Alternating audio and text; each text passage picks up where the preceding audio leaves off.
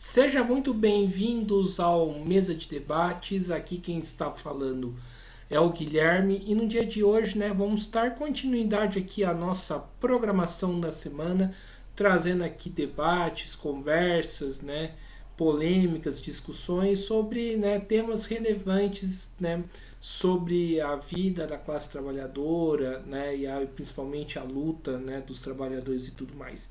Um dos temas que o canal vem tratando aqui nesse começo de ano, né, é a questão dos correios, né, a questão, né, importantíssima dos correios, trazendo aqui vários é, sindicalistas e especialistas aí da área dos correios. E hoje, né, vamos é, conversar aqui com o Hélio Samuel de Medeiros, ele que é, né, tá aí na luta aí em defesa dos trabalhadores dos Correios, né, pra gente bater esse papo aqui. Então, sem muita demora, tudo bem, Hélio? Antes da gente começar, por favor, fale um pouquinho aí de você. Então, Guilherme, primeiramente quero agradecer a oportunidade de estar aqui no seu canal, dialogando com os companheiros que assistem e prestigiam a sua ferramenta de comunicação. Dizer que antes de ser secretário-geral, ou melhor, de estar na Secretaria-Geral do Sindicato dos Trabalhadores dos Correios Similares, dos Correios Similares, Sintec, PSC, que é dentro da base de Santa Catarina, eu sou um trabalhador de base, um operário, melhor, um carteiro, que tem aí 26 para 27 anos de labor, entre alguns anos contribuindo dentro do movimento sindical. Mas antes de estar, ocupando estar dentro de uma direção que organiza os trabalhadores, eu nunca deixo de destacar a minha história de contribuição enquanto trabalhador, enquanto parte desse mecanismo que é trabalho, né, e a discussão, o embate entre trabalhadores e a classe patronal. Então, perfeito, maravilha, Hélio. Vamos aí para a primeira pergunta que eu faço aqui no pro canal, né, para vocês qual a importância, né, de manter, né, os correios estatizados numa empresa estatal. Então, companheiro, quando a gente abre essa discussão e coloca para esclarecer, primeiramente é importante dizer que os Correios, quando nasceram há mais de 360 anos, nunca tiveram e não têm o objetivo de ser uma empresa de fins uma empresa de fins de atividade social. Nós temos aí uma gama de serviços, hoje não tão explorados pela administração dos Correios, porque percebe que é a competitividade do mercado. Mas nós, não muito tempo atrás, transportávamos na questão do leite materno, fazíamos CPF, éramos agentes do INSS em quesito de recolhimento de dados, de documentos da aposentadoria, principalmente dos trabalhadores rurais. A gente continua ainda sendo uma empresa de logística que muito é explorada pelo governo quando há uma calamidade, uma fatalidade, como está sendo agora no Rio de Janeiro. Porque o Correio tem essa capilaridade. Nós temos aí dentro também do universo dos Correios as cartas sociais, transporte de urnas. Quando na divulgação da campanha eleitoral, muitos dos pré-candidatos e atuais deputados, senadores, políticos que muito ainda provocam e alargam sobre a ineficácia dos Correios, fazem uso da estrutura dos Correios enquanto uma entidade pública. Então, os Correios, primeiramente, é de se desmistificar essa colocação leviana por parte de quem não vem para o debate com honestidade, que é sempre colocar à mesa a questão dos Correios serem uma empresa grande, onerosa para o Estado, sem colocar de fato na mesa qual é a atividade fim dos Correios, que é a atividade social, que é, sim, não é romantizar aqui, mas sim servir a sociedade e não servir ao capital. Mas nos últimos anos aí nós temos sofrido muito com a depreciação da imagem da ECT, a imagem dos trabalhadores dos Correios.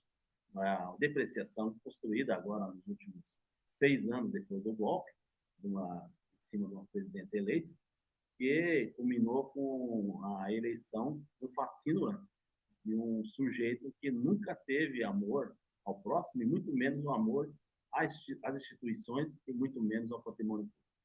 Pois, enfim, então, nessa primeira fala, é importante destacar isso. Qual é o papel dos Correios? O que significa os Correios? É uma empresa de competitividade? Não, é uma empresa social. Mas estamos no mercado também.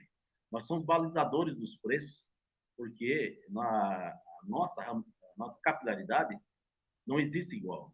Você tem uma ideia, algumas empresas usam a estrutura dos Correios para poder se beneficiar e dar vazão à sua demanda. Vamos seguir um exemplo aí bem prático, a FedEx.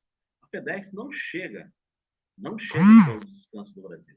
Quem transporta as encomendas da FedEx e faz a ponta da FedEx, o Mercado Livre e afins aí, é os Correios.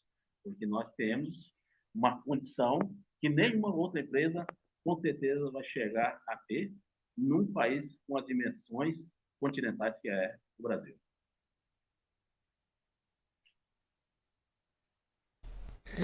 Certo.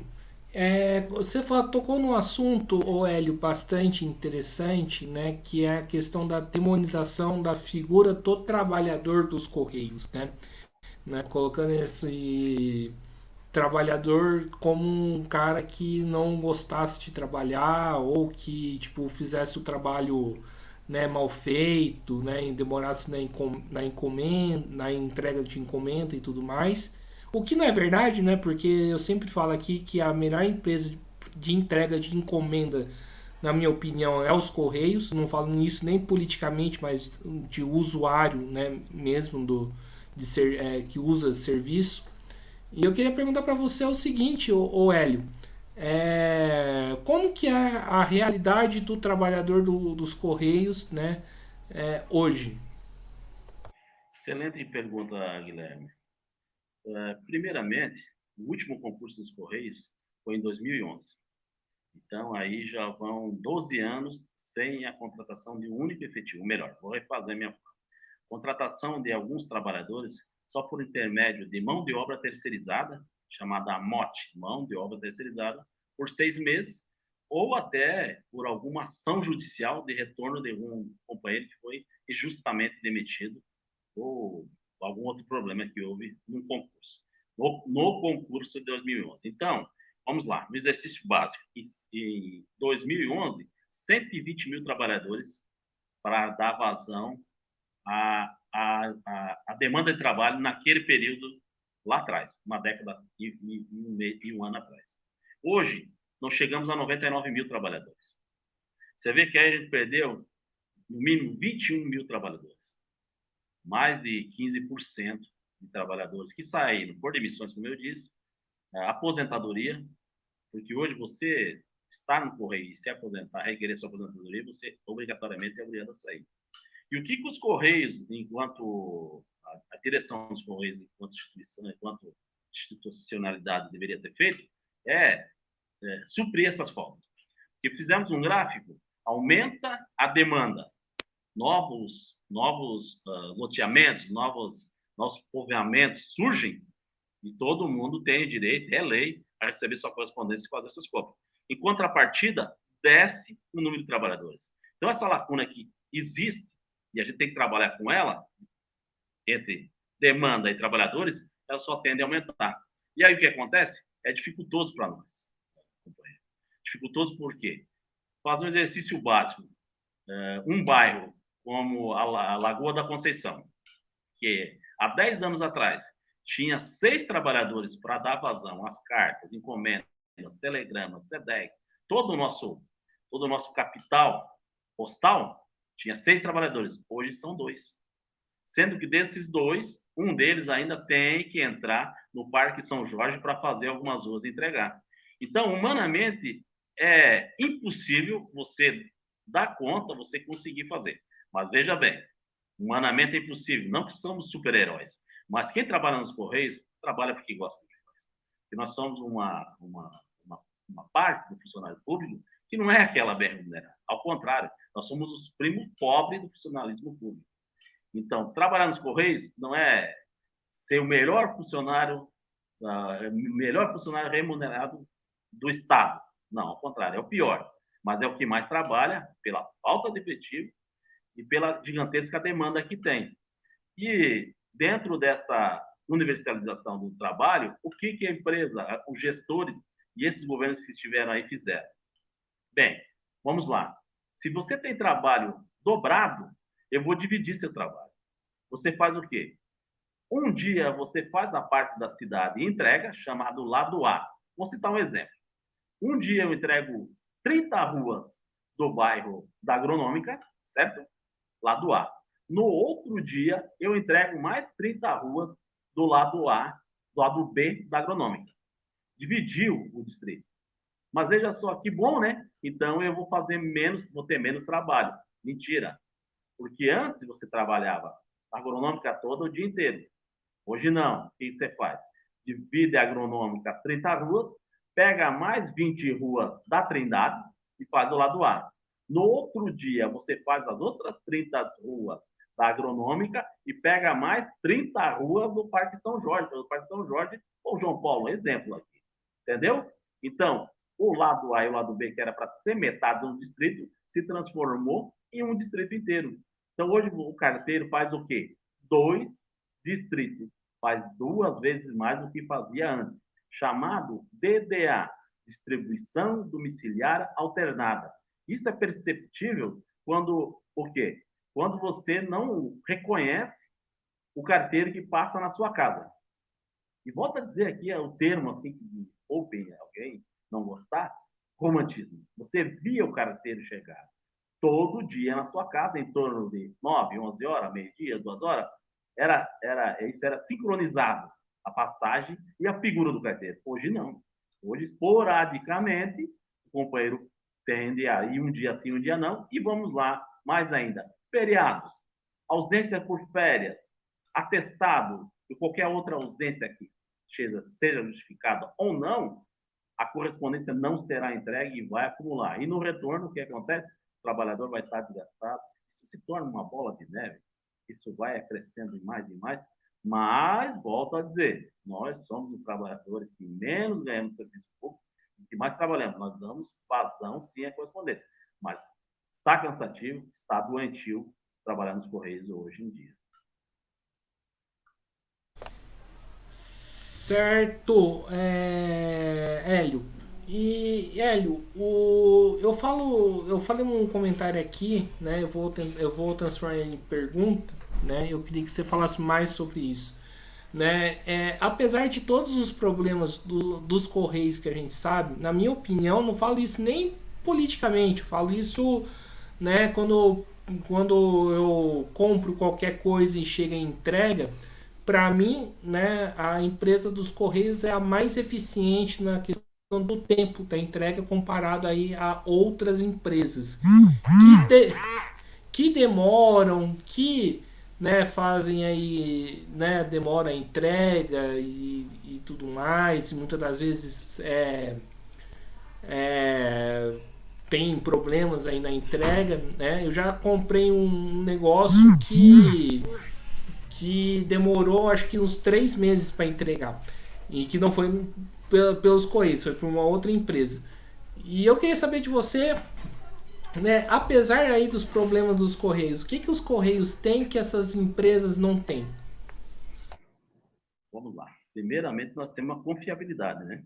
Hoje, a confiabilidade e a credibilidade perante a sociedade não é a mesma, é lógico, né? Tivemos um decréscimo contra nós.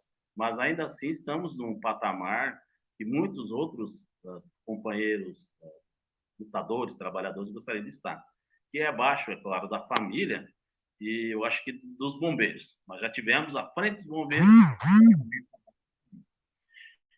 O que os Correios, podemos dizer que os Correios têm diferencial? Primeiramente, como eu disse, a nossa capilaridade. Hoje você pode morar no Iapoque e mandar para o Chuí, e a correspondência pode chegar até no dia seguinte, às 10 horas da manhã, chamado até o meio-dia, o chamado SEDEX 12 hoje. Você tem, dentro dos Correios, um sistema de rastreamento. você pode acompanhar a sua correspondência e ela em tempo real. Os Correios até estão lançando agora, nos últimos tempos aí, acho que deve estar até no mercado, porque nos dias eu não tive condição de fazer algumas leituras, que é o rastreamento online. Você vai ter a percepção de acompanhar o objeto simultaneamente, como se fosse uma chamada de Uber. Ó, meu objeto está passando por aqui, está indo por ali, está vindo por aqui. Entendeu? Então, esse também é um novo trabalho. Sobre a questão aí, Guilherme, de algumas dificuldades, muito a gente tem absorvido das críticas algo que não é nosso. Um exemplo típico são as compras, e geralmente o e-commerce, quando alguém compra, e a empresa demora a fazer postagem, e aí automaticamente o comprador, o nosso destinatário, acredita ser culpa dos Correios. E aí vamos procurar a fundo, se descobre que nem o objeto nem foi postado. Aí quando o objeto é postado, nós vamos lá, entregamos. Mas nesse meio tempo, a pessoa, o comprador, não tem um código de rastreamento e acredita que já está no fluxo postal. E às vezes essa correspondência não está. E algo mais grave ainda, que são as correspondências que são compradas no exterior. Aí eu digo principalmente da China e Estados Unidos. Todo objeto que chega no Brasil ele é obrigado a passar pela Receita Federal. Isso é um problema muito grave. E aí o que acontece? O objeto fica retido na Receita Federal e nós não fizemos a entrega e muitos destinatários, compradores, acreditam que é culpa dos Correios. Mas fora isso aí, se você for perceber, como você bem diz, e eu agradeço muito, enquanto trabalhador dos Correios, e faço parte, construo essa empresa aqui, defendo essa empresa, que os Correios iguais os Correios não têm. E essas falas que eu fiz aqui sobre o nosso serviço e sobre a nossa gama de trabalho que nós temos, vai além disso também. É importante dizer, como eu disse, atividade social, Guilherme, que é o transporte das urnas. Você acredita que os Correios são o guardião da democracia, assim posso dizer, porque as urnas eletrônicas são transportadas por nós, os Correios são a empresa que mais assistencializa quando há calamidades públicas. Os Correios são, quando há mutirões, os Correios são os primeiros a ser chamados. Então, os Correios, e digo mais, como eu disse já lá atrás, volto a tendenciar aqui, é a questão do balizador de preço. Porque todas as empresas se balizam pelos Correios até para poder usufruir do serviço dos Correios. O que eu estou dizendo? Tipo, a Total, ela não tem entrega em todos os rincões. Aí ela usa os Correios, aí ela usa o preço dos Correios para uma postagem que ela está triplicando o valor, cobra 3 vezes mais do cliente, utiliza os Correios e ainda assim tem lucro. Então, sem os Correios, muitas dessas empresas, e aí a gente vai entrar numa discussão séria, muitas dessas empresas não querem, elas usam os Correios, elas não querem vir nos Correios, porque para elas não vai ter daí condições de fazer. E nós temos nos Correios o que a gente chama de lucro subsidiário, não fugiu a palavra agora, me perdões, cruzado, subsídio cruzado, não é isso também. Eu posso explicar melhor do que falar a palavra. Depois que eu tive Covid, eu fiquei meio assim também em algumas coisas. Que é o seguinte, fazer o balanço de uma encomenda ou de um trabalho que nós fizemos, contrapartida de outro que dê lucro. É tipo o transporte público. Algumas linhas dão lucro, outras não. Ele não vai deixar, a empresa de transporte público não vai deixar de dar atendimento àquela linha que menos lucro dá e fazer só as que dão lucro. Ela faz um balanço, não é isso? Presta serviço em todas as linhas e onde dá mais lucro, ele equipara aonde não dá lucro. Agora me fugiu a palavra, não deu? Durante a minha fala, eu vou lembrar. Certo. Então, continuando aqui essa discussão, o Samuel, né? Queria que você falasse um pouco também. Outras pessoas já falaram, mas eu queria que você desse aí a sua opinião, a sua avaliação sobre, né, um dos argumentos que utiliza contra os Correios, que é a questão aí da crise do Postales, aí dos escândalos de corrupção que tiveram na empresa, né, que é usado muito, né, para justificar aí a privatização. Eu queria que você comentasse um pouco desse caso e como que você viu essas acusações, né, que os Correios sofreram alguns anos atrás. Então, primeiramente, eu quero até fazer esse destaque sobre a privatização. A privatização hoje ela está parada e para nós só falta enterrar ela, porque ela está calcada em cima da PL 591, uma PL que o próprio governo Bolsonaro levou para a Câmara dos Deputados e passou com maior facilidade nos 2 turnos. E agora seguiu para o Senado, e no Senado ela não chegou a entrar em votação, porque nós fizemos um trabalho forte das entidades sindicais, principalmente da nossa central, a CUT, para que os senadores tivessem o entendimento da valorização e a importância dos Correios. E eu vi um receio tremendo dos senadores, porque naquele momento iam entrar nas eleições presidenciais e a renovação de 1/3 do Senado. E como ela ficou parada no Senado, e nós conseguimos avançar num governo que eu gosto de falar, de governo de esquerda, assim, essa questão de a gente falar progressista, até entendo e respeito, mas eu faço questão de dizer um governo popular, um governo do povo, um governo de esquerda. E dentro disso a gente conseguiu que o presidente Lula, o companheiro Lula, se comprometesse, isso não só verbalmente, mas sim em várias cartas de compromisso, inclusive o nosso sindicato entregou carta de compromisso para vários deputados eleitos, federal Ana Paula aqui de Santa Catarina e o Pedro Kizai, e essas cartas chegaram ao presidente Lula através de outros sindicatos também, visita que ele fez. Ele se comprometeu e pelo fim da mínima possibilidade de privatização dos Correios. E aí, então, companheiro, estou bem feliz em falar que a privatização está se caminhando a passos largos para não existir mais essa fala. Mas é preciso colocar aqui e falar sobre a construção do porquê privatizar os Correios. E uma dessas falácias, dessas mentiras, veio fortemente nesse governo que saiu. E aí é um governo que adjetivos pejorativos para a gente falar dele não vai faltar. De racista, machista, xenófobo, um governo entreguista que alegava que os Correios tinham prejuízo. Uma mentira, companheiro. Eu esqueci de falar desde o início da minha fala que a empresa dos Correios é uma das únicas estatais que passa dividendos ao Tesouro Nacional. O que faltava era fazer, falta fazer o destino correto desses dividendos que nós passamos para o governo. Investir de volta na empresa. Muito a empresa está precarizada, porque a gente só tem devolvido dividendos, apesar de uma empresa não ser uma empresa com atividade social, com atividade lucrativa, atividades sociais, ela ainda dá lucro, mas esse lucro não está sendo revertido em investimentos dentro dos Correios. Pouquíssimos investimentos. O maior investimento dos Correios, que seria o seu trabalhador, a mão de obra, ou melhor assim, o pulmão, o coração dos Correios, que são os trabalhadores, não está sendo investido. E aí esse governo fascino, racista, o que ele fez? Como tudo que ele fez nesse governo, que é mentira. Mentindo dizer que o Postales teve um rombo. De fato, Postales, e também precisa se dizer algo aqui, o Postales é uma instituição de previdência. Dentro do Postales existem planos de previdência, um chamado PBD, Plano de Benefício Definido. Que teve problemas? Teve. Mas investimento? Teve.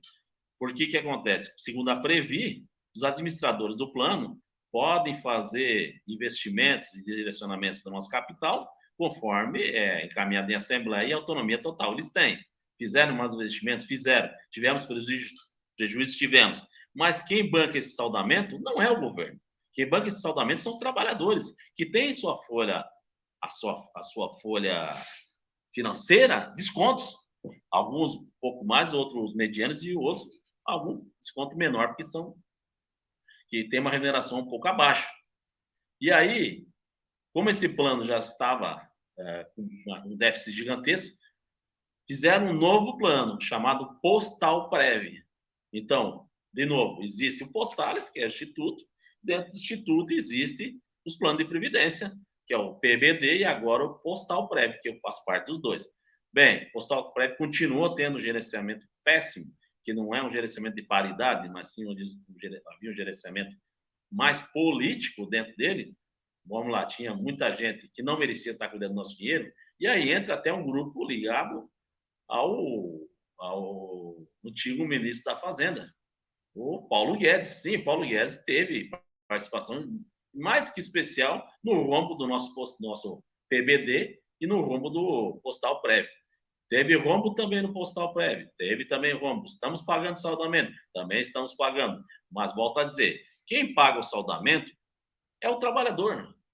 Quem está tendo prejuízo é o trabalhador. Quem está sendo colocado em risco a sua previdência e seu futuro é o trabalhador. Então, quem tem que resolver essa situação somos nós, trabalhadores. Isso nunca teve prejuízo pro governo. Então, o governo Bolsonaro, quando vinha e falava isso, era mais uma questão política para poder armazenar conteúdo pela privatização dos Correios. E, graças a Deus, nós conseguimos, volto a dizer, frear o processo, e o processo está praticamente extinto, só falta jogar uma pá de cal em cima e seguir a vida. E aí sim, com esse novo governo, fazendo investimentos. E volto a dizer, o maior patrimônio dos Correios não são seus carros, aviões que temos aí na RPN, que é a Rede Postal Noturna, que é as agências, e que são tudo que você imagina de materialidade, mas sim o seu funcionário, que é o diferencial. Porque aqui na nossa empresa temos companheiros de 30, 40, eu, como disse, estou 26 anos na empresa, então acho que isso tem que ser valorizado por parte de uma gestão que valorize a política pessoal, a política de relações de pessoas, e não uma política de gestão empresarial. Certo, o Hélio, né? E falar um pouquinho aí de política nacional, né? Também aí na nossa conversa, né? Primeiramente, né? Você falou, né, que a questão da privatização dos Correios está quase sendo sepultada, né? Primeiro, como que se deu essas negociações, né, com deputados, senadores que vocês fizeram? E segundo, né, é possível confiar nesses deputados, senadores, né, que uma hora ou outra pode trazer a proposta aí da privatização dos Correios de volta? Bom, a construção foi feita através da federação, cada sindicato procurou dialogar e se aproximar das suas bases. Nós fizemos nossos encaminhamentos e nossas ações conforme os nossos deputados. E, felizmente, aqui em Santa Catarina, eu vou fazer uma questão mais ambígua aqui, mais dentro do nosso, se tratando aqui na minha discussão em Santa Catarina, que foi somente um deputado naquele período que nós tínhamos a possibilidade dele votar, e ele votou, e foi o companheiro Pedro Kizai. Aí, quando ela foi ao Senado, nós temos, né, todos os estados têm, 3 senadores. Em Santa Catarina, nós temos temos dois senadores naquele período que eram altamente conservadores e favoráveis à privatização. Um ex-governador chamado Esperidião Amin e um defensor ferrenho, que até ia nas comissões defender, fazer o papel ridículo, defender Bolsonaro, chamado Jorginho Melo. Então, e aí o terceiro, que também foi um ex-prefeito, Dário Berg, que naquele momento estava no MDB. Conseguimos conquistar aí do Dário Berg um aceno para que ele votasse a favor, contra a privatização. Dário Berg saiu do MDB, foi para o PSB, entrou na base do governo e aí firmou o compromisso de defender os Correios. Então estávamos 2-1, estávamos bem. Por isso que a votação não foi ao Senado, porque vários estados conseguiram avançar na discussão e o governo, na época, Bolsonaro, não tinha maioria, por isso que ele segurou a votação. O fato foi bem esse, ele segurou a votação. Aí veio a eleição, Jorginho Melo concorreu ao Senado, saiu, seu suplente que entrou continua também na mesma discussão junto com o governo, com a privatização. O Espírito Almeida ainda tem o mesmo pensamento de privatização do serviço público, principalmente dos Correios. E esse terceiro elemento que veio a se juntar agora é da base do bolsonarismo, já foi candidato da outra vez ao Senado, e agora veio e conseguiu se eleger. Então, tem 3 aqui em Santa Catarina, estamos mal, 3 senadores, os 3 votam a favor da privatização dos Correios. Mas, porém, Guilherme, é importante você dizer assim, confiar, por exemplo, nós, Santa Catarina, não temos condições mínima de confiar que a gente vai conseguir um voto desses 3. É 0 chance. Mas, em contrapartida, para o projeto ser estancado de vez, é necessário que o governo faça as articulações e retire o projeto do Senado. O governo tem autonomia, e aí nós acreditamos no companheiro Lula, que ele faça a retirada do projeto. Mas é início de governo, nós estamos dialogando muito, até estive em Brasília semana passada, estamos com o companheiro em Brasília agora também, fazendo as nossas opções. Tinha uma mesa de negociação, foi cancelada a mesa, mas ele está em Brasília. Então, nós temos acompanhado de perto esse processo, estamos atentos para que ele não volte, mas o nosso maior defensor e a nossa maior esperança nós depositamos no governo e nas suas articulações, porque para isso nós elegemos esse governo. Não, aí não é só a questão dos Correios, mas elegemos um governo em defesa da classe trabalhadora, que é esse terceiro mandato do governo Lula, do companheiro Luiz Inácio. Certo, o Hélio. Mas, Hélio, uma questão que a gente precisa conversar aqui, né? Você falou aí da expectativa, né, do governo. No último período, tem algumas ações que eu particularmente estou me questionando bastante. A primeira ação, né, que é a questão que o governo quer rever, né, quer tentar reformular para não ficar subentendido, que o governo, né, que se colocou, né, contra a autonomia do Banco Central, que para mim é correto, que o Banco Central não tem que ter autonomia, o governo, né, tá repensando essa questão. Oi. Alô, Guilherme? Oi, tô escutando. Alô, Guilherme? Tá me escutando? Alô, Hélio? Pronto, vamos lá. O governo Lula, né, não o Lula em si, mas o governo, né, diz que não está pensando mais em acabar com a autonomia do Banco Central. E agora eu vi também que o governo não quer revogar a reforma do ensino médio, né, mas sim, né, alterar algumas partes. A pergunta que eu faço para você, isso pode acontecer com os Correios, do governo querer voltar para trás das suas propostas iniciais?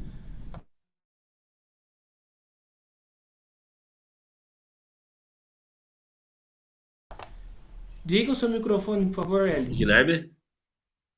Eu não consegui ouvir a tua pergunta.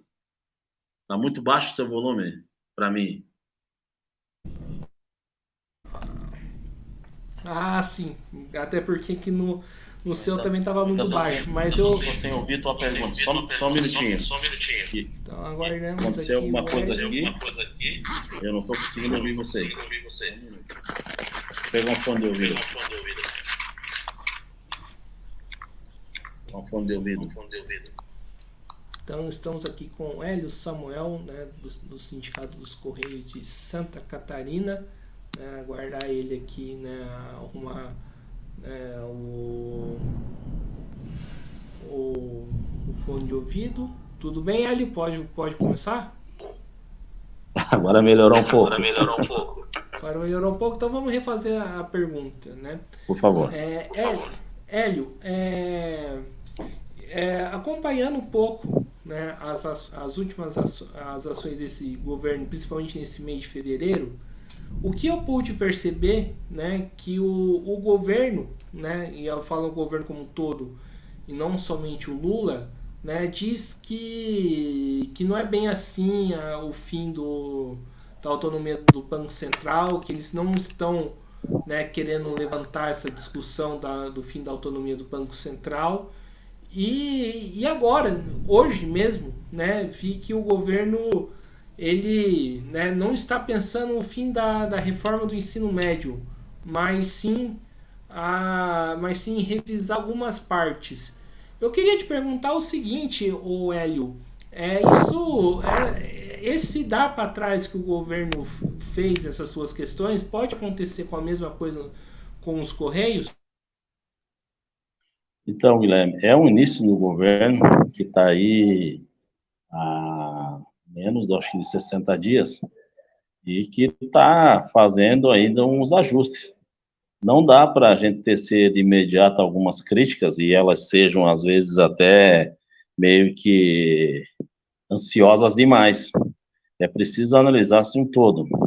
E aí eu digo ao companheiro que, na teoria, às vezes, é muito, muito bonito e muito tranquilo de você fazer a fala.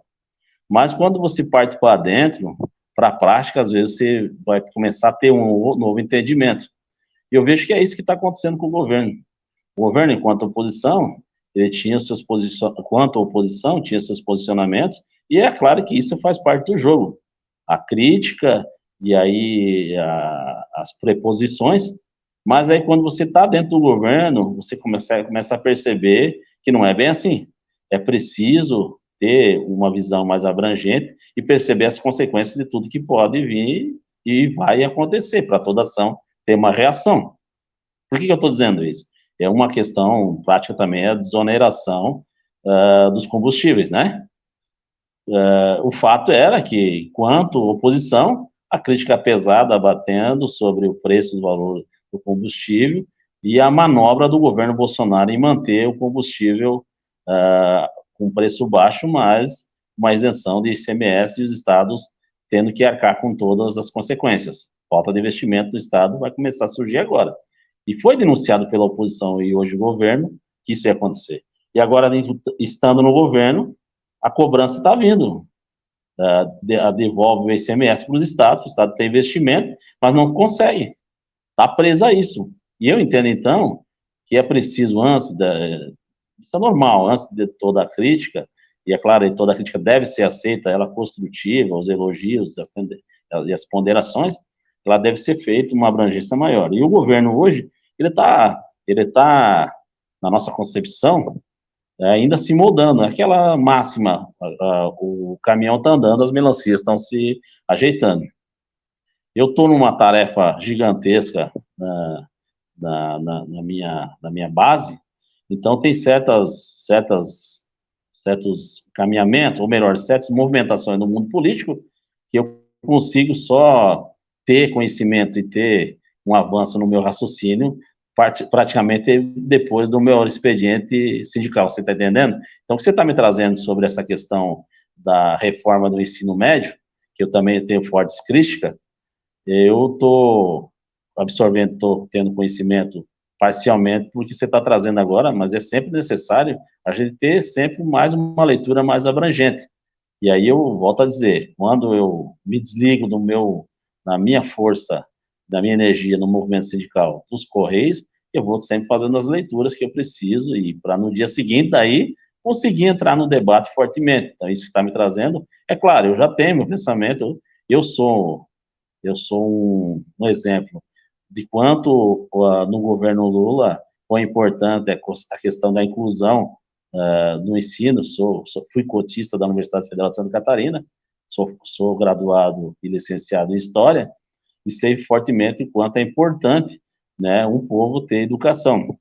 Fiquei muito triste, fiquei muito chateado e muito irado quando, na reforma do ensino médio, foram retiradas algumas disciplinas das ciências humanas, que era o objetivo do governo Bolsonaro, deixar os nossos jovens e tantos mais cidadãos que buscam o conhecimento a par do que é o conhecimento histórico e a formação do nosso povo. Mas, volto a dizer, é preciso ter um entendimento mais amplo, porque o governo está fazendo tão pouca movimentação ou quase nada de movimentação nessa linha da educação.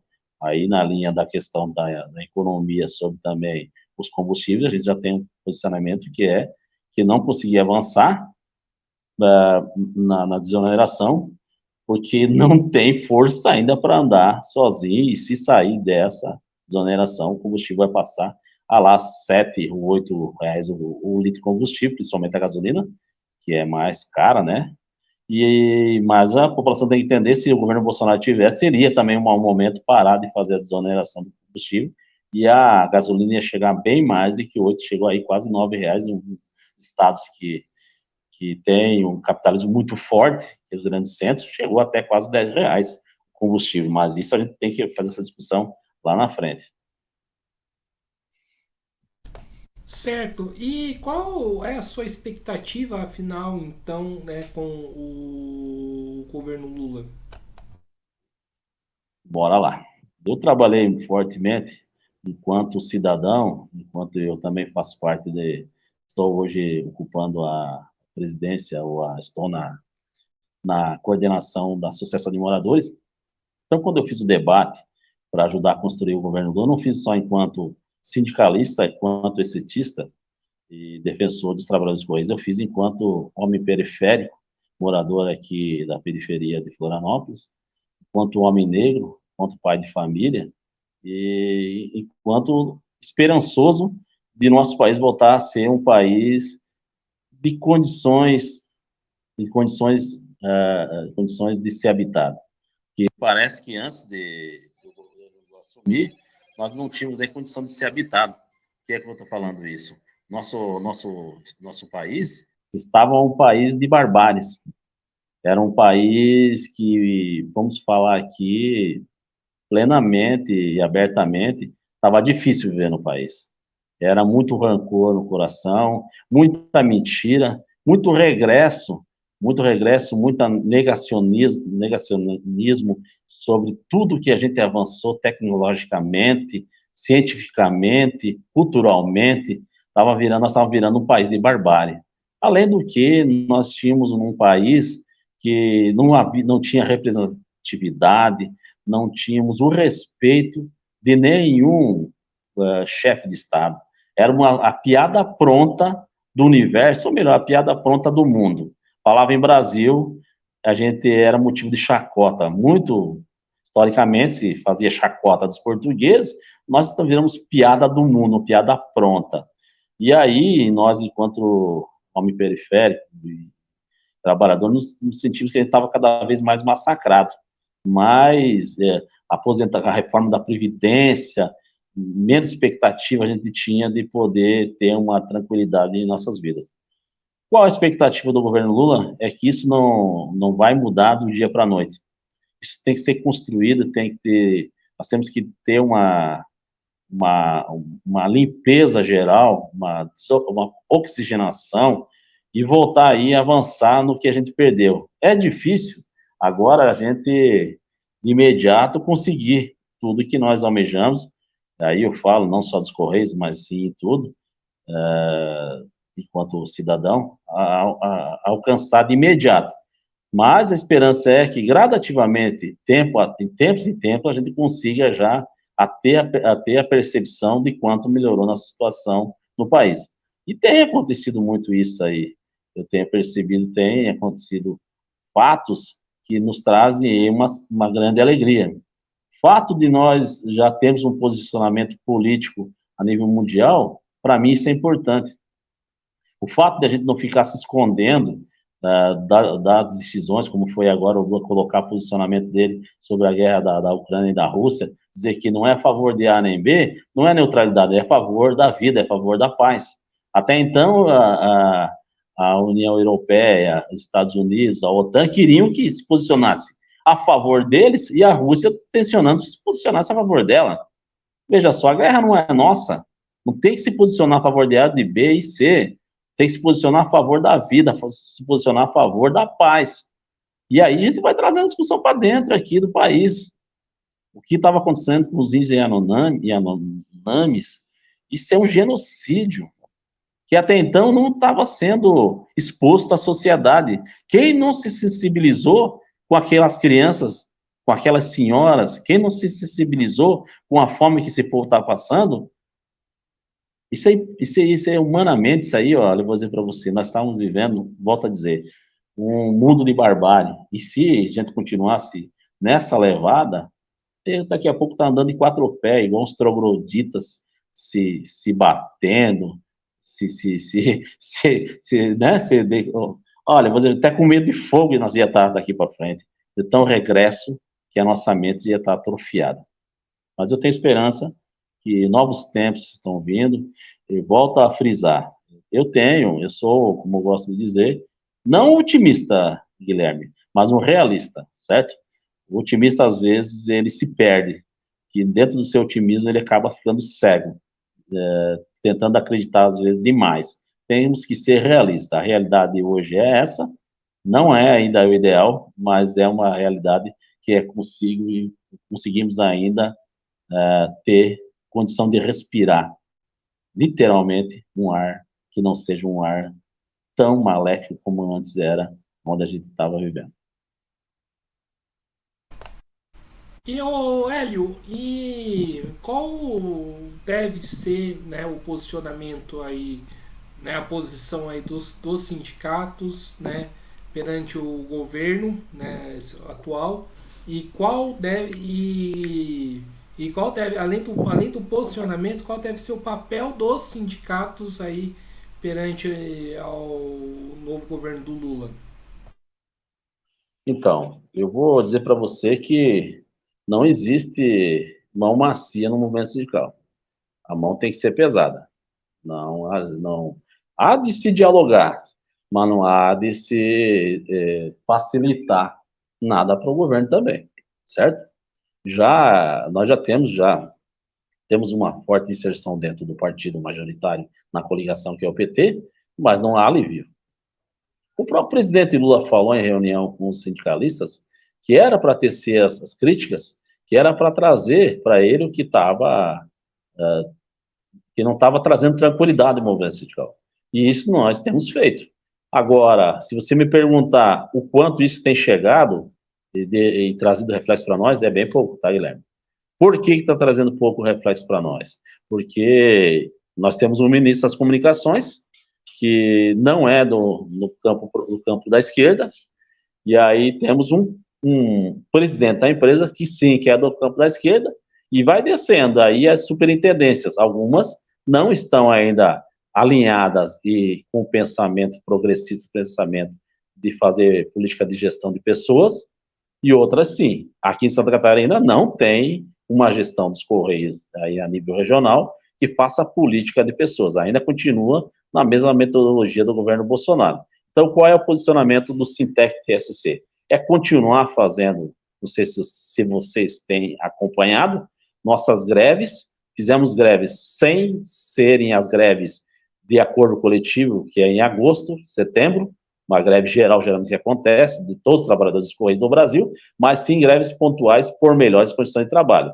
Aí, você pode até tecer, sei lá, enquanto entusiasta do governo, dizer, poxa, Hélio, está fazendo greve num governo que você ajudou a eleger. E ajudei a eleger. Fui para a rua, como eu disse para você, não só como sindicalista, mas quanto homem negro, quanto periférico, mas não vou aliviar não, companheiro, porque é dos nossos que aí estão. Então não tem como não cobrar. Eu já cobrava de quem eu não gostava. Aí eu tenho que cobrar de quem, não é questão até fazer minha frase, eu cobrava até de quem eu não tinha afinidade, não tinha política com ele. E desse governo que eu tenho afinidade e tenho alguns alinhamentos e tenho até condição de diálogo, aí que eu vou cobrar. E se não der resultado, nós vamos sim fazer paralisação, nós vamos sim fazer greve, nós vamos sim para cima sempre. E a nossa central, que é a CUT, através do presidente Sérgio Nobre, já colocou descontentamento pelo aumento do salário mínimo. Então, a nossa resposta já está aí. Não é porque o presidente Lula já fez parte da central, foi presidente do Sindicato Metalúrgico, que ele pode fazer o que bem entende também. Nós temos entendimento que é um governo de coalizão e tem que ser ouvido todos, mas que tem que ser ouvido principalmente a classe trabalhadora, que foi quem elegeu o governo. Que foram os trabalhadores que elegeram o governo, não foi a burguesia. Nós elegemos o governo, nós precisamos ter espaço no governo, ter voz no governo e ter vez no governo e ter políticas públicas. Então, não vai ter mão suave no quesito que se diz negociação, no quesito que se diz cobrança.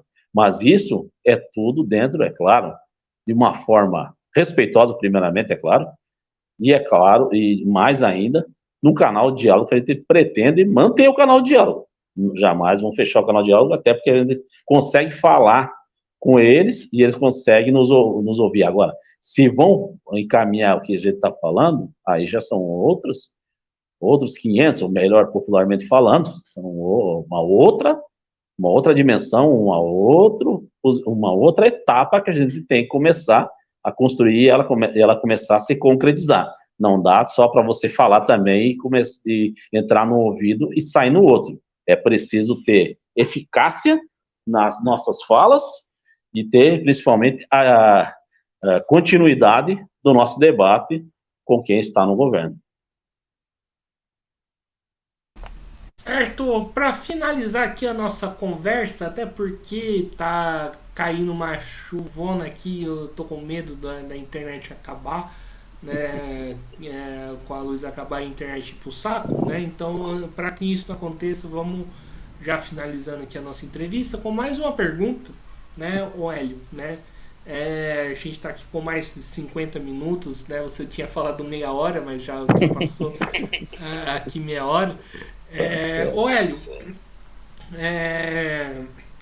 falar aqui, né, um comentário que eu escuto, né, um comentário infeliz, né, que eu classifico, que eu escuto de muita gente do próprio campo da esquerda, né, falando que, né, o trabalhador dos Correios é um trabalhador de direita, né, um trabalhador, né, que apoiou o Bolsonaro, que apoiou o golpe de 2016 e que merece sofrer as consequências, né, da sua escolha. Eu queria que você rebatesse esse tipo de argumento que infelizmente, muito setor de esquerda reproduz isso, né?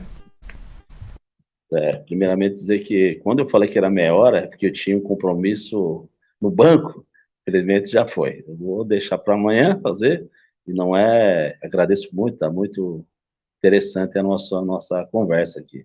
Eu dizer para o companheiro que eu esperava esse questionamento, esse levantamento, porque acabamos tendo as chagas de uma atividade, de um evento que parece que marcou a nossa classe, nossa entidade, nosso ramo, como os trabalhadores do Brasil que elegeram o Bolsonaro. Beleza, aceitamos, muito obrigado. Então, somos nós, os trabalhadores, que temos a capacidade, os trabalhadores dos Correios têm a capacidade de eleger qualquer presidente da República. Se nós elegemos o Bolsonaro, porque parece que nenhum trabalhador naquele momento, em 2018, votou em Bolsonaro. Não, ninguém votou em Bolsonaro, só os Correios. Ótimo, que bom, fomos nós que votamos? Então vamos lá. Em 2022 agora, nós tiramos o Bolsonaro, então. Então nós somos desculpa a expressão que estamos assistindo, somos a pica da galáxia, nós somos o melhor, nós somos o tudo no movimento dos trabalhadores. Nossa, vou me colocar aí para qualquer debate, enquanto vou ficar como diz o Bruno do Flamengo, nós estamos em outro nível, então. Não é assim, companheiro. Quem está me ouvindo aí que pertence a outro ramo e que é dirigente sindical, acho que tem que parar com essa conversa. Que todos os trabalhadores votaram em Bolsonaro em 2016. Fato é esse, 2018. Fato é esse. Se vocês não querem reconhecer que vocês têm na base de vocês bolsonaristas, o problema é de vocês. Nós reconhecemos que tivemos trabalhadores bolsonaristas e reconhecemos que ainda existem trabalhadores bolsonaristas. Ou alguém também acha que desses 58 milhões de votos que o Bolsonaro recebeu só foi da burguesia? Não teve nenhum bancário que votou neles. Eu falei isso lá no sindicato dos bancários aqui. Não teve nenhum trabalhador da iniciativa pública, dos professores que votou em Bolsonaro. Foi todos dos Correios, foram todos os burgueses que votaram no Bolsonaro. Não, companheiro, vamos fazer um debate franco e aberto? A classe trabalhadora votou em Bolsonaro, em todos os ramos, não só dos Correios. O que aconteceu, Guilherme, foi que alguns trabalhadores, numa unidade, quiseram fazer uma brincadeira sarcástica com o companheiro, e aí fizeram, na hora do trabalho, uma enquete. É isso que você está falando, né? Quem vota na Marina, lembra? 1, 2. Quem vota em Ciro? 1, 2. Quem vota Haddad? Aí deu lá, sei lá, uns 4, 5. E quem vota em Bolsonaro? Mito. Mito. Era isso? É isso que aconteceu. Você não pode tirar, você não pode aferir um todo para uma pequena parcela. Foi isso que aconteceu. Não que todos os trabalhadores dos Correios não votaram em Bolsonaro. Votaram sim, companheiro. Nós temos trabalhado muito para mudar esse posicionamento. Conseguimos inverter esse pensamento muito aqui em Santa Catarina e no Brasil. Tanto é que a nossa base hoje a gente pode dizer que somos maioria de trabalhadores que não votam em Bolsonaro. mas ainda existe nos Correios, ainda existe nos comerciários, ainda existe nos professores, ainda existe nos metalúrgicos, ainda existe sim, entre jornalistas, Guilherme, ainda existe quem vota em Bolsonaro. Então, não dá para querer culpar uma categoria como a nossa pela eleição do Bolsonaro. Volto a dizer, nós temos a hombridade e a capacidade de dizer, tivemos problemas, reconhecemos, estamos correndo atrás para reverter isso. E digo mais ao companheiro, não teve só esse caso, companheiro, teve um caso de trabalhadores da base dos Correios tocarem fogo na bandeira do PT. Mas você me pergunta, mas como assim? Tocaram fogo, mas por quê? Porque dentro do movimento sindical dos Correios, nem todo mundo é petista, nem todo mundo é cutista. Existe outra central, como em qualquer outras oposições centrais, existe a central do PSTU com Lutas. Quem não lembra do Lutas falando fora todos? Quem não lembra do PSTU indo às ruas fazendo picholeco do Lula e o cacete 4 com o Lula preso também, pedindo cadeia pro Lula? Isso eles são a classe trabalhadora. Aí você pega uma imagem que aconteceu nos trabalhadores ligados ao PSTU, queimando a bandeira do PT, e outros mais alienados fazendo uma brincadeira daquela, que aquela brincadeira era passiva até de demissão, fazer uma imagem dentro dos Correios sem autorização, e aí vai desqualificar, que não existe aquela outra palavra que todo mundo fala de negride, já está em desuso, até é bom a gente conversar sobre isso, desqualificar uma categoria tão aguerrida como a nossa e tão sofrida, mas jamais deixar de ser combativa. Nós ainda estamos aí na luta, a nossa categoria ela tem problemas, como todas as categorias têm problemas. Não há unanimidade em setor algum. Agora, o que temos é a hipocrisia de alguns de apontar o dedo para o movimento sindical dos Correios, como se fosse o movimento sindical dos Correios culpado da eleição do Bolsonaro. Não é bem assim. E houveram falhas até do governo Lula, do governo do PT, principalmente do último governo da presidente Dilma, que culminou com uma certa avidez, os companheiros sentiram até um certo desprestígio pelo governo da Dilma, que foi no sentido de fazermos greve, termos dia descontado, nosso plano de saúde ele ter começado a ter cobrança de mensalidade, de compartilhamento alto, mas isso nada justifica, né, claro, de você fazer defesa em defesa da falta da democracia, que é o que aconteceu quando o Bolsonaro foi eleito. Mas, por bem, para finalizar minha fala, volto a dizer, tem problemas em todos os setores do movimento sindical, vão continuar tendo, alguns agora pode ser que o problema seja de saber se comportar enquanto movimento sindical, enquanto representante dos trabalhadores e governo. Isso já aconteceu lá atrás. É preciso agora também ter um entendimento que o movimento sindical tem o seu papel e também o governo tem o dele. Não dá para você servir a dois senhores ao mesmo tempo. Você tem que fazer o seu papel enquanto sindicalista e o governo dele enquanto patrão. No caso, né, da nossa categoria, certo? Mas aí a gente pode continuar a fala.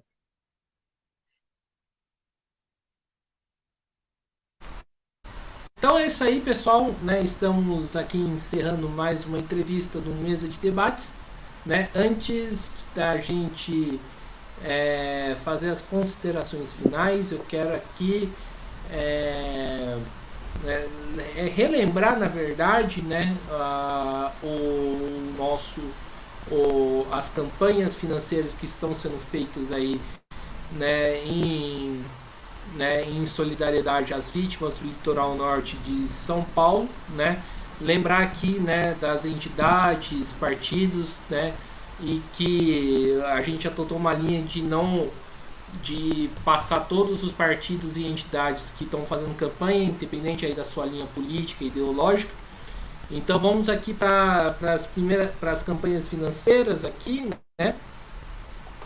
A primeira campanha é do Sindicato dos Metalúrgicos de São José dos Campos, ligado à SP Conlutas, que está fazendo um Pix em solidariedade, que é 60.208.334/001-66, né?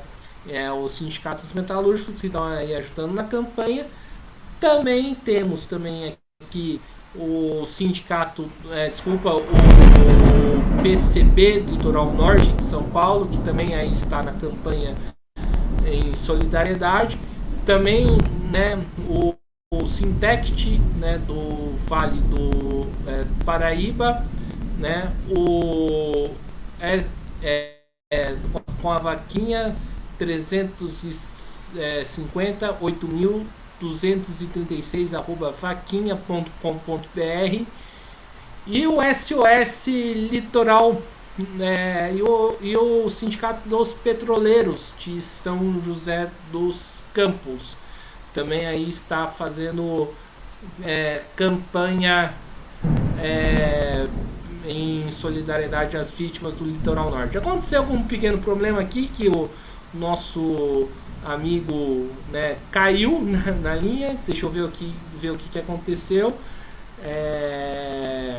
Manda aqui uma mensagem para ele, né? Senão a gente encerra a entrevista aqui, né? A minha entrevista com Hélio Samuel, né? Do Sindicato dos Correios de São José dos Campos, de São José dos Campos não, de Santa Catarina. Aqui voltou ele, pronto. E além desses Pix, também temos aqui, né, a campanha da CUT, da Central Única dos Trabalhadores, daqui de São José dos Campos, que está fazendo aqui a coleta aí de para os atingidos aí da enchente, dos deslizamentos, na Avenida São José 488, região centro. Então, para você que for de São José, né, dos Campos, vão lá. E também tem outros postos aqui, de coleta, né, que estão sérios, que estão fazendo aqui a arrecadação. Então, acho que é isso aí. Então, eu passo a bola aqui pro Hélio Samuel, né, enquanto aqui em São José dos Campos cai o mundo. Então, Hélio Samuel pode fazer suas considerações finais. Quero ser breve aqui. Quero dizer que toda a solidariedade à população atingida pelas chuvas, e que nós temos também feito o recolhimento de donativos enquanto entidade sindical, e vamos estar enviando no devido momento para a Cruz Vermelha, onde for preciso. Já fizemos outras vezes, vamos também estar fazendo. Então, ver a solidariedade dos atingidos, principalmente aqueles que perderam algum ente querido, que dentro de todas as perdas, a maior perda que se tem é a vida humana. A gente consegue recuperar algum bem imóvel, mas a vida, isso não se tem capital, não se tem como se trazer de volta. Uma história, uma família. Então, Guilherme, quero agradecer imensamente a oportunidade de estar aqui dialogando com você, com quem está nos assistindo, e dizer que é importante a gente ter esse espaço nas mídias, principalmente nas mídias alternativas, porque é onde a gente consegue estar conversando e falando algumas coisas que a mídia tradicional, a mídia hegemônica, não nos permite chegar. Que é isso.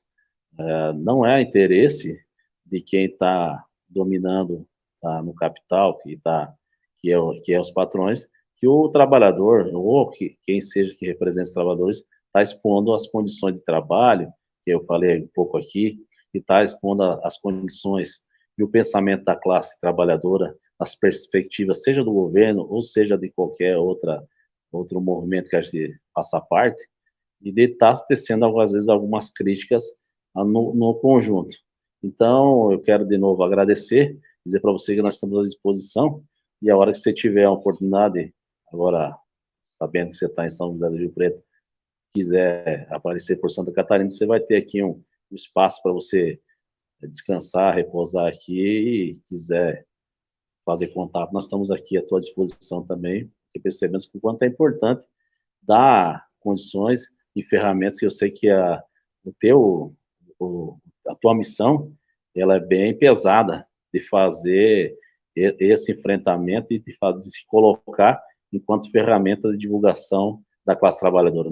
Não é nada fácil, companheiro. Não é nada fácil poder lutar contra tudo e contra todos e botar a cara a tapa. Então, eu te parabenizo aí pelo teu trabalho e volto a dizer, você tem toda a nossa estima e a nossa consideração e tem um espaço para você aqui vir para Santa Catarina, pode vir bem tranquilo, eu sei quantos paulistas gostam de Santa Catarina também, gaúcho. Na verdade, todo o Brasil inteiro gosta de Santa Catarina, né? Santa Catarina é bem quista pelas praias e mais que nunca pelo movimento sindical aqui dos Correios de Santa Catarina. Você seja bem-vindo, tá certo? E eu que agradeço, muito obrigado. Né? Então é isso aí, mais uma vez aqui agradecendo ao Hélio Samuel, agradecendo também a você que está nos acompanhando. Não se esqueça aí de se inscrever no canal podcast Mesa de Debates de Tudo Um Pouco, acompanhe o nosso trabalho, curta, compartilhe, comente este e outros vídeos do canal. Também curta a nossa página do Facebook, podcast Mesa de Debates de Tudo Um Pouco. Siga a gente no Instagram, Mesa de Debates, e atenção para não confundir aqui, né, os Pixes. Esse aqui é o Pix do Mesa de Debates 385 007 02800. Quem tiver condições aí de poder contribuir com o canal, né, financeiramente, nós que somos um canal independente, não queremos sim independência tanto aí dos governos, mas também, né, do capital privado.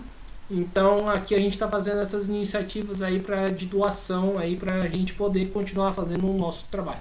Então é isso aí, pessoal, muito obrigado. Daqui a pouquinho eu volto, né? Espero que a chuva aqui de São José melhore, né? Mais um forte abraço e fui!